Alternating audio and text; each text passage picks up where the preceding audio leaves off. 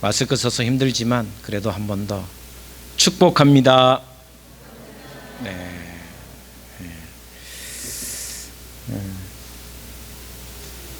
세월이 어쨌든 가긴 갑니다. 그죠?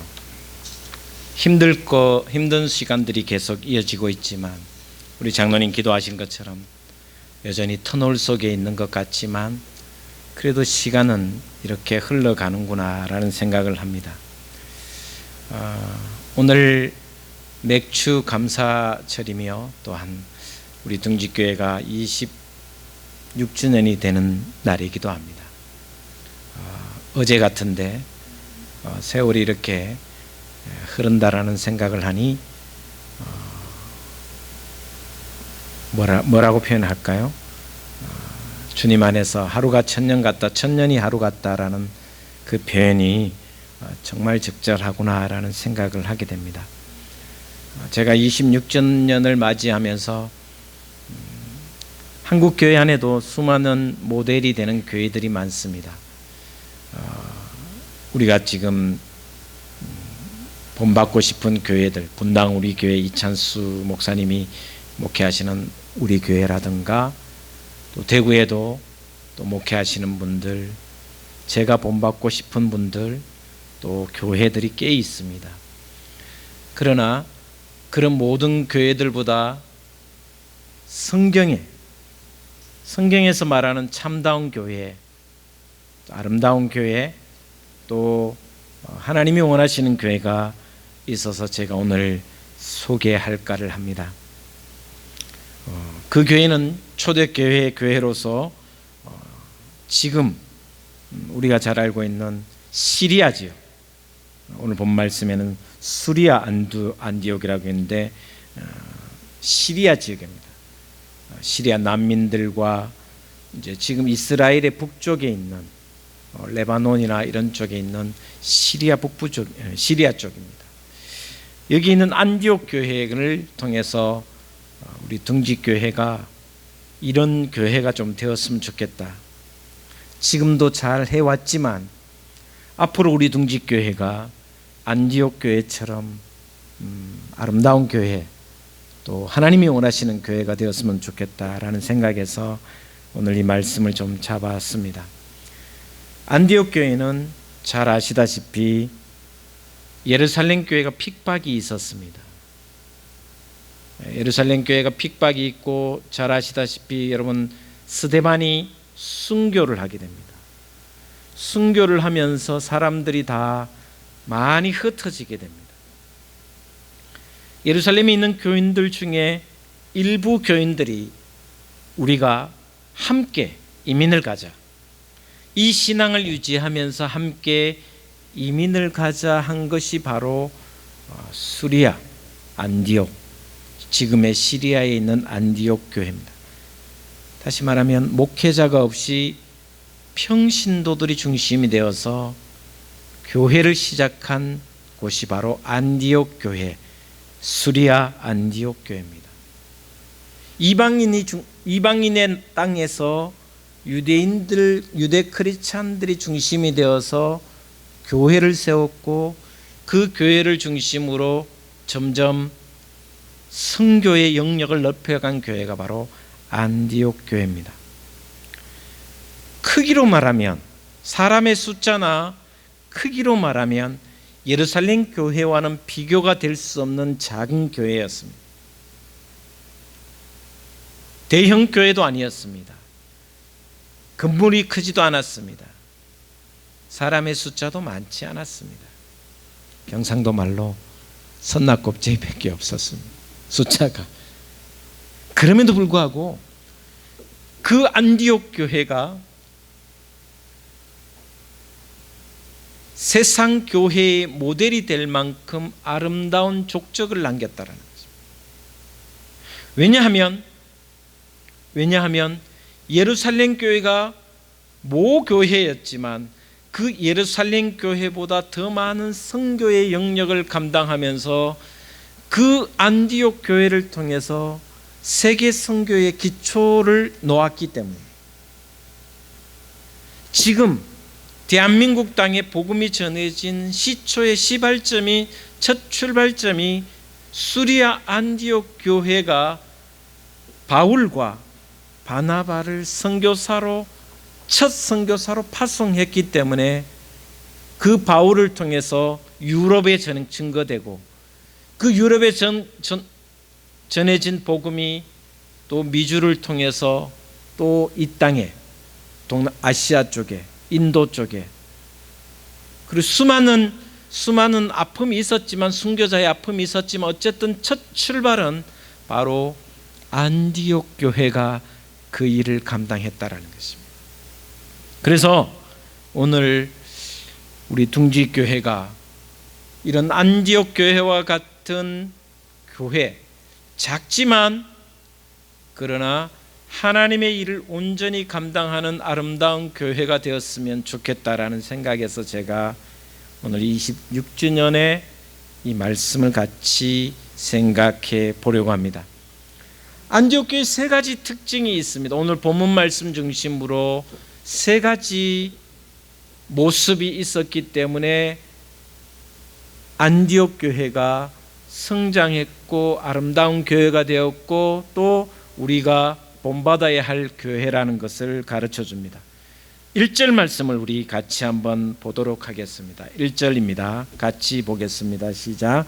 안디옥 교회에 선지자들과 교사들이 있으니 곧 바나바와 니게르라 하는 시므온과 구레네 사람 루기오와 분봉왕 헤롯의 젖동생 마나엔과 및 사울이라. 사람의 이름이 바나바, 니게르라 하는 시므온, 구레네 사람 루기오, 분봉왕 헤롯의 젖동생 마나엔, 그리고 사울, 바울이라는 사울, 5명의 이름이 나옵니다. 물론 안디옥 교회에 수많은 다른 교인들이 있었겠지만 선지자들과 교사들을 상징하는 대표적인 5사람이 있었습니다. 그런데 이 5사람들의 직업 또 신분 그리고 그 모습을 우리는 한번 생각해 봐야 합니다. 안디옥 교회의 첫 번째 중요한 특징 중에 하나는 뭐냐면 하나 되는 교회였다라는 것입니다. 하나 되는 교회의 특징이 뭐냐? 오늘 본 말씀 자세히 읽어보면 바나바는 학식이 뛰어난 자였습니다. 사울이라는 목회자도 나중에 바울이 되었지만 뛰어난 목회자였습니다. 그런데 중요한 것은 이런 뛰어난 사람, 학문에 또 신앙에 뛰어난 사람이 있었는 반면에 니게르라 하는 시므온, 니게르라는 원래의 의미는 니그로족입니다. 니그로족이라는 의미가 뭐냐 하면 흑인이라는 말입니다. 니게르라 하는 시므온이라는 사람이 있었는데 그 시므온의 인종은 뭐냐 하면 바로 흑인이었다라는 것입니다. 그리고 구레네는 북아프리카에 있는 도시의 이름입니다. 구레네 사람이었다라는 것도 마찬가지로 그는 흑인이었다라는 증거입니다. 구레네 사람 루기오도 흑인이었습니다. 다시 말하면 바나바와 사울은 뛰어난 학문과 유대인이었고 정통 유대인이었고 또 루기오와 오늘 본 말씀에 나오는 시므온은 그 당시에 흑인으로서 사람 취급받지 않는 종족이었다라는 것입니다. 로마가 지배하는 세상이었기 때문에 아프리카의 모든 종족들은 거의 로마의 식민지 국가였고 그 아프리카의 사람들은 대부분 다 노예였습니다. 지금 현재 안디옥에서 노예의 신분이었는지는 알 수 없지만 그러나 흑인과 다른 종족에 대해서는 유대인들은 사람 취급을 하지 않았더라는 것입니다. 그런데 그 뒤에 또 누가 나오냐 하면 분봉왕 헤롯의 젖동생 마나엔이라고 나와 있습니다. 헤롯 왕의 젖동생이었다는 것은 이복 동생일 가능성이 많습니다. 헤롯 왕의 동생이었다는 것은 다시 말하면 귀족이었다라는 것입니다. 왕족 가운데 한 사람이었다라는 것입니다. 왕족도 있었고 뛰어난 학식을 가진 견문이 높은 사람도 있었고 흑인도 있었고 노예도 있었고, 안디옥 교회의 가장 중요한 첫 번째 특징은 뭐냐면 이런 모든 인종을 구별하지 않고, 그리고 학문의 높이 높낮이를 구분하지 않고, 또 더 나아가서 신분의 차이를 구분하지 않는 하나 되는 교회였다라는 것이 1절 말씀의 특징입니다.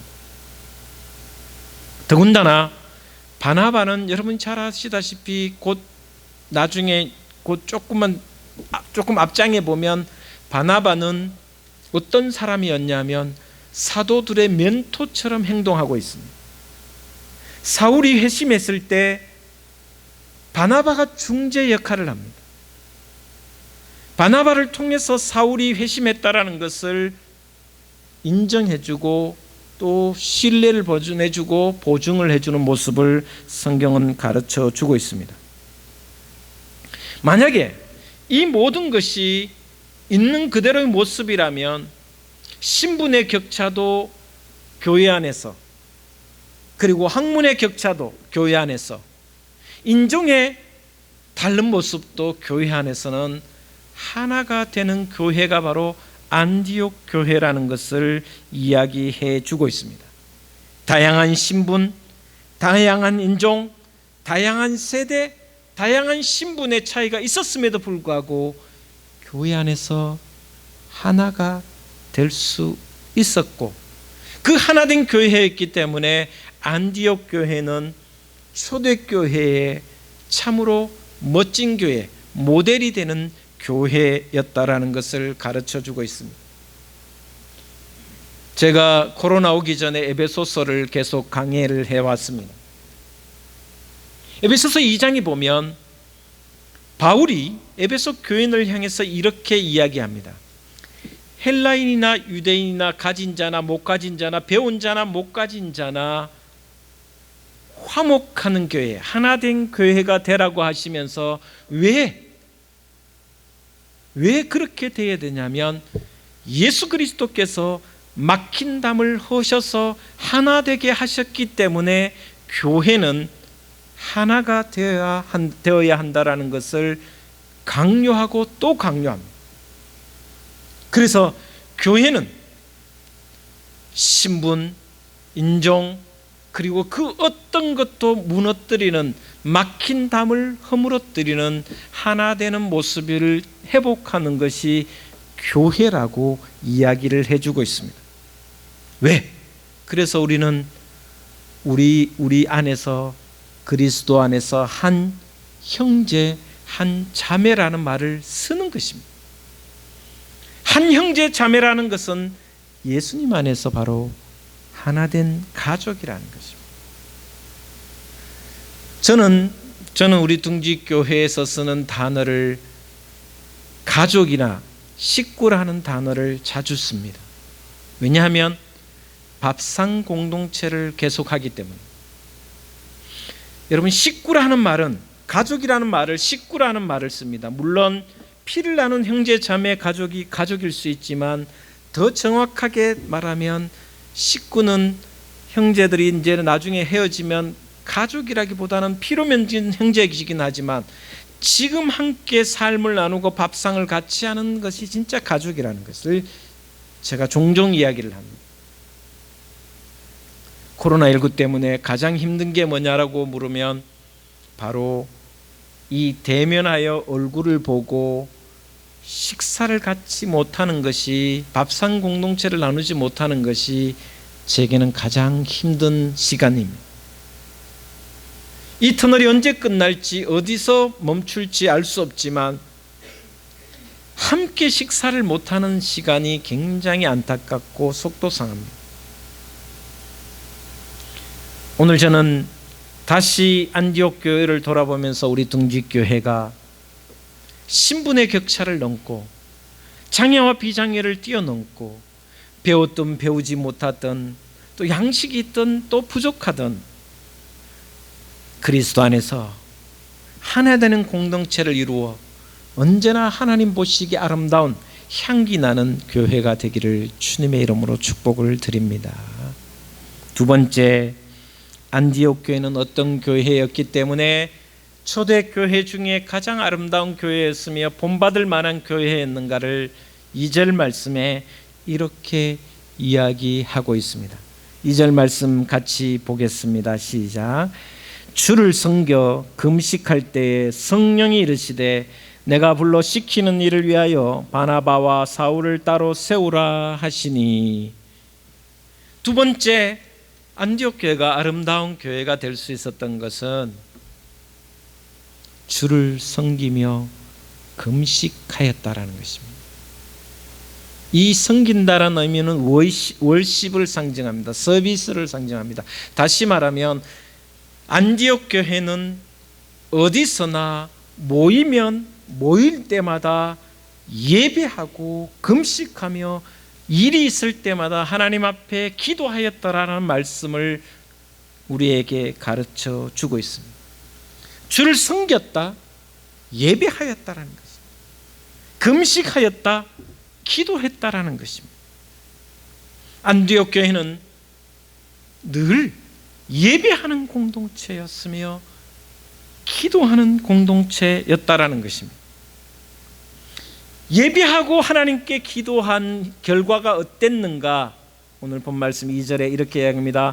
주를 섬겨 금식할 때에, 예배하고 기도할 때에 성령이 성령이 임했다라고요. 응답받는 성령이 임했다라고 이야기합니다.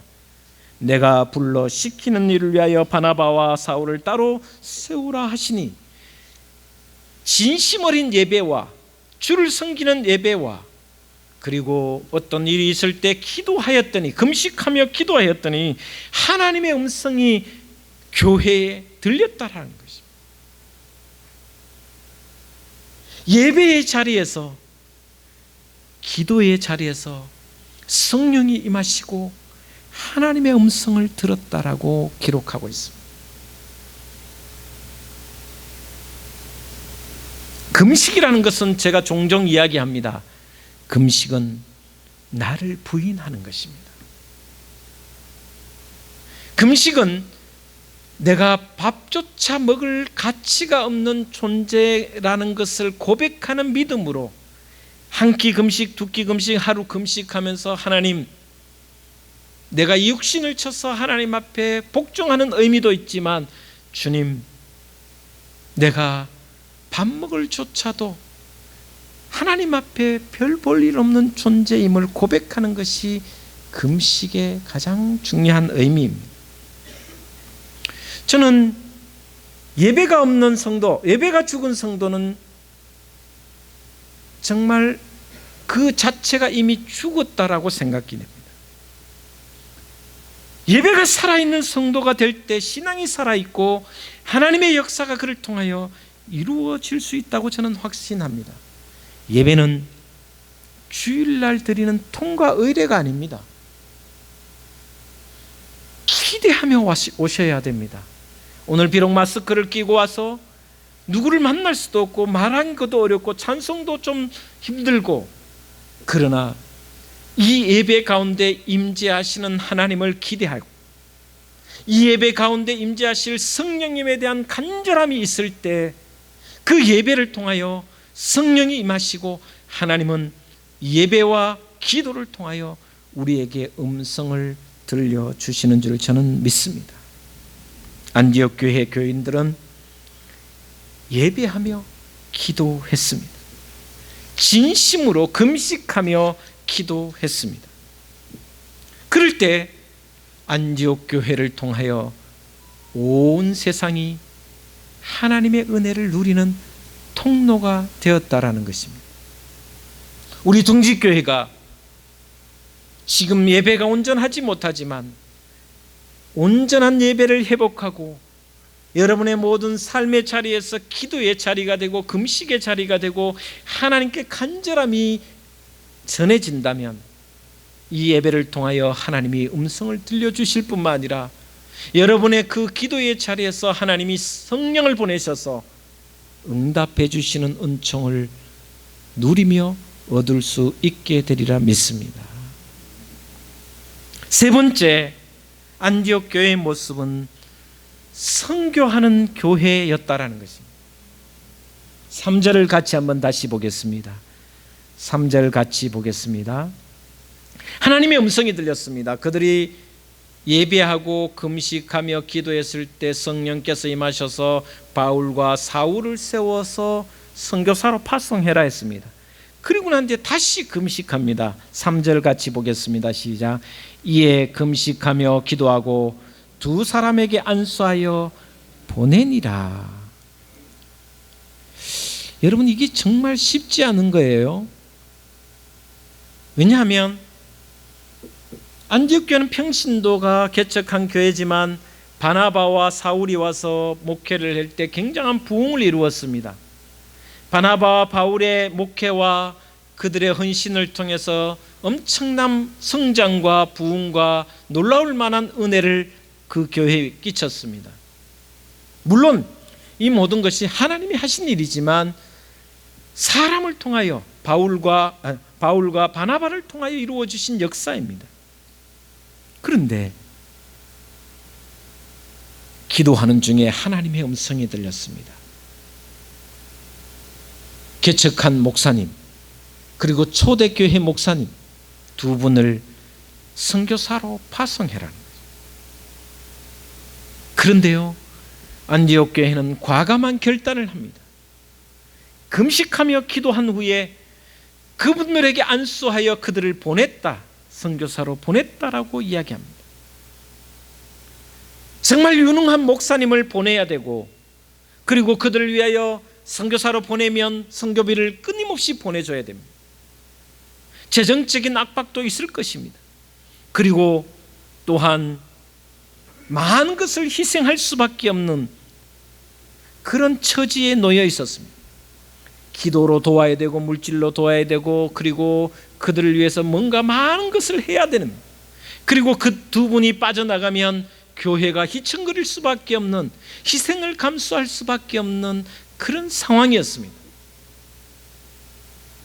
그럼에도 불구하고 성령이 임하여 하나님의 말씀이 임했을 때 그들은 결단하고 말씀에 순종하며 선교사로 두 분을 파송하는 결단을 하게 됩니다. 하나님의 말씀을 아멘으로 받고 비록 희생과 수고가 따르더라도 그 뜻을 따르는데 또 결단하는 교회가 바로 안디옥 교회였다라는 것. 이 결단과 함께 하나님이 이 다른 모든 것을 책임져 주심을 믿고 나아가는 모습이 바로 안디옥 교회였다는 것입니다. 가장 중요한 시기입니다.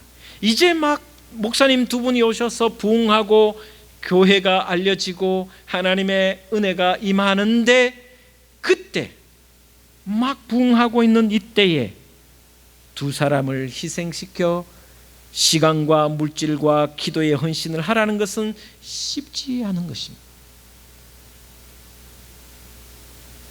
저는 가끔 하나님의 입장을 생각해 봅니다. 하나님이 세상을 이처럼 사랑하사 독생자 예수 그리스도를 보내셨다라고 말씀하셨습니다. 하나님도 당신을 희생해서 가장 중요할 때에, 가장 적절한 때에 당신의 아들 예수 그리스도 독생자를 우리를 위하여 보내셨다.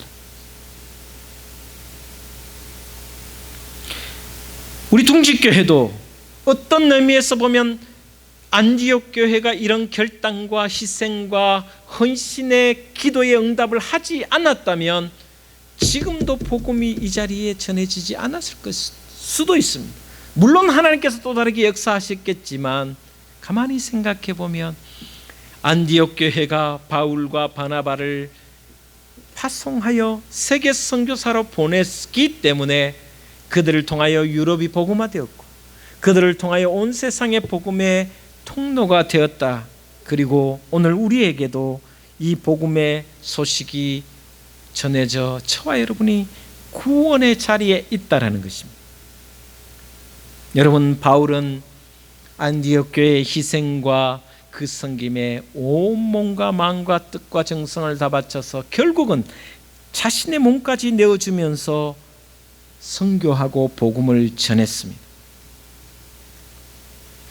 어떻게 보면 우리는 안디옥 교회의 빚을 졌습니다. 바울에게 빚을 졌습니다. 물론 대한민국의 수많은 선교사들이 와서 순교하고 아픔을 겪으며 그 복음의 밑거름이 되었지만 우리는 복음의 빚진 자입니다. 우리 둥지교회는 안디옥 교회의 빚진 자입니다. 다시 우리 둥지교회를 생각해 봅니다. 우리 교회도, 우리 둥지교회도 이런 선교의 결단을 끊임없이 해가며, 물론 우리 둥지교회가 지금 해외 선교사들에게 복음을 전하는 현지의 선교사들을 위해서 한 10군데 이상 돕고 있습니다. 기도하고 있습니다. 작지만 선교비를 보내고 있습니다. 제가 주보에 잘 안 실어서 그렇지 한 10군데 이상 됩니다. 그러나 그럼에도 불구하고 앞으로 우리 둥지교회가 나아가야 할 교회의 아름다운 모습은 바로 선교하는 교회가 되어야 된다는 것입니다. 구제하고 선교하고 나누는 일에 결단해야 안디옥 교회처럼 아름다운 교회 모델이 될 수 있다는 것입니다. 오늘 26주년에 세 가지를 말씀드렸습니다. 안디옥 교회는 인종을 구분하지 않았습니다. 신분을 구분하지 않았습니다. 또한 잘났다고 서로 재지 않았습니다. 그 안에서, 예수 그리스도 안에서, 교회 안에서 늘 하나된 모습을 보여주었다라는 것입니다. 안디옥 교회는 예배가 살아있는 교회였습니다. 주를 섬기는 일에 전심을 다하였고 금식하여 기도하여 성령이 임재하여 하나님의 음성이 들려지는 교회였습니다. 더 나아가 희생을 감수하고서라도 초대교회 목사인 바나바와 사울을 세계 선교사로 파송하는 결단을 내린 교회였습니다. 그랬기 때문에 안디옥 교회는 아름답게 더 성장했으며 하나님께서 그 교회를 통하여 더 큰 역사를 만들어 갔다라고 성경은 기록하고 있습니다. 저와 여러분, 여러분이 교회입니다. 또한 우리 둥지교회도 하나님이 세워주신 교회입니다. 우리 둥지교회도 안디옥 교회처럼 구분하지 않고 끊임없이 하나 되는 화목한 교회를 만들어갈 수 있는 저와 여러분의 삶이 되고 신앙이 되기를 주의 이름으로 축복을 드립니다.